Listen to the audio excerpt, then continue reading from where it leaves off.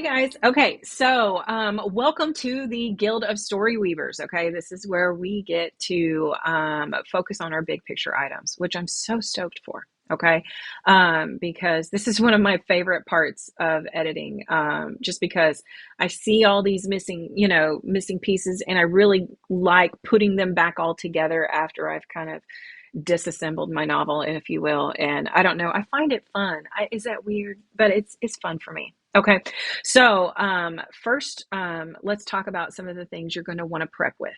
Okay, and the first thing that I'm going to say is forget your novel for a month at minimum. No, I'm kidding. I mean, minimum, I should say. Try to give yourself at least 2 weeks where you don't look at it. While you are forgetting about it, you can prep with other things though. Okay. So the first one is that I'm going to suggest that you spiral bind your book. And this is great for a few reasons. First off, it gets it off the computer.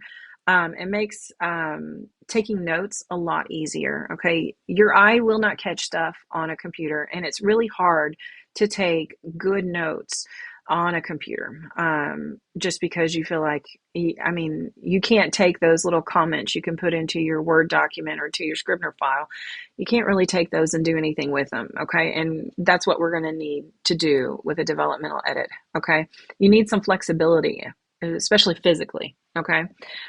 So make sure you spiral bind it. It's not that expensive. I think it's like between $5 and $10, depending on Staples or Office Depot or whatever other office supply store you go to that can do this.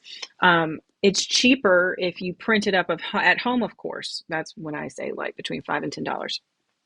So make sure you print it up at home, and that way you save yourself some of the cost because it will be a lot more expensive at the stores. If you can't, just sorry in advance because they're not inexpensive to print stuff anymore. But in any case, make sure you do this before June so that you're ready to rock and roll. Okay. Now, like I said, it helps you for a lot of reasons. Number one is it helps you to focus on the types of edits that you're going to do when you are in Word or Scrivener. Usually a grammar checker's on, and you get distracted by the wrong type of editing. Okay. Not only can you not take good notes, but you're not going to be able to, you're not going to be able to focus as well as you would be, and you won't be able to find those plot holes as well as you would want, or the character arc issues that you want to find. Okay. So make sure you print it. All right. Now, once you, while you're there getting your novel spiral bound, or maybe go to the dollar store or something and pick you up some stickies, you're going to want a sticky note pretty much for each color, and also a special color for, I use the Save the Cat Story Beats as my structure little model. You can use whatever you like, but for those major beats and those major structural points that you want to make sure are in your novel, write them down. Okay. And you need a special one so that you can find those particular items very easily, because eventually you're going to put those all together and see, oh my gosh, I'm missing stuff like I did. Okay. So hopefully you won't have that issue. But if you are missing some of those structural points, making a list of those major structural items will help you find those missing bits a lot easier. Okay.